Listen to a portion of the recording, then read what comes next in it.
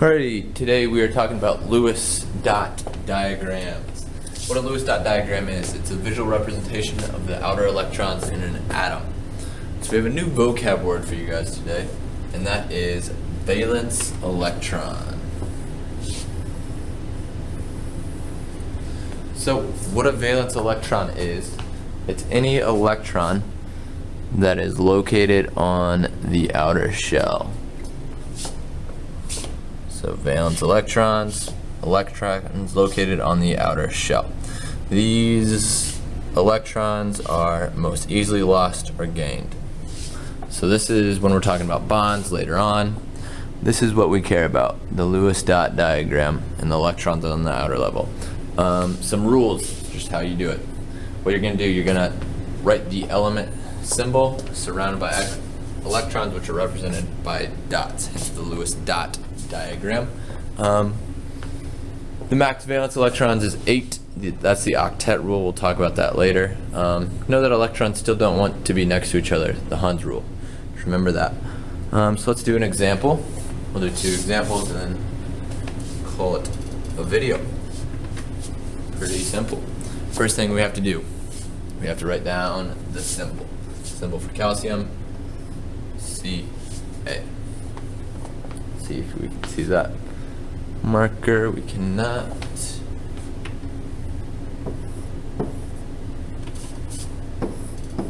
Quick test. I think blue will show up the best. Well,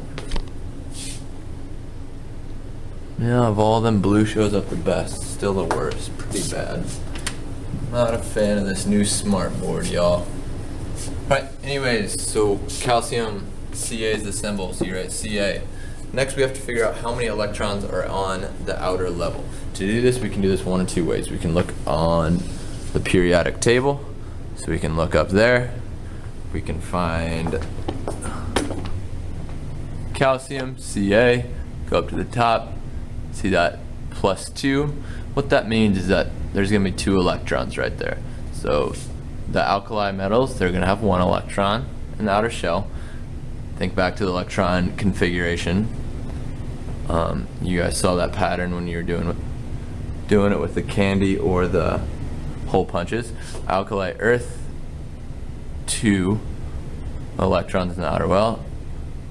Skip over to the boron family, boron the moron, 3, carbon has 4, nitrogen 5, oxygen 6, fluorine 7, and the noble gases are 8. We'll be talking about the octet rule when we deal with bonding. So let's get back over here now. Zoom in. So if we were to look at calcium, we can look at the periodic table, or we could also know that the highest energy level would be 4s2. So we know that there's 2 valence electrons. So what we're going to do, we're going to write the symbol and surround it by dots. We're going to have 1 dot here, 1 dot there. And that is a Lewis dot diagram. Let's do one more, sulfur. So when we look at sulfur, we can either do electron configuration. If we do the electron configuration for sulfur, we know that the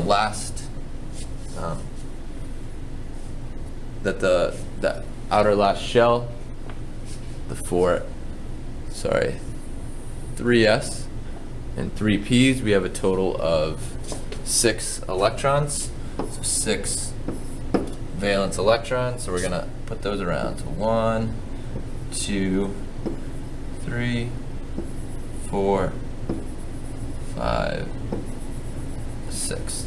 Now it's important to remember that if you look at the last energy level, we have 3s2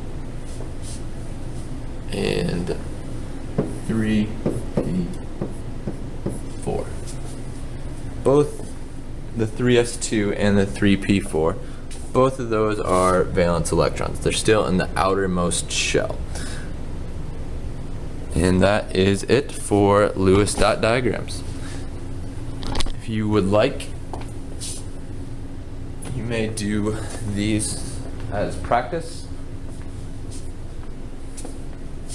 Do arsenic, nitrogen, tin, helium, and krypton.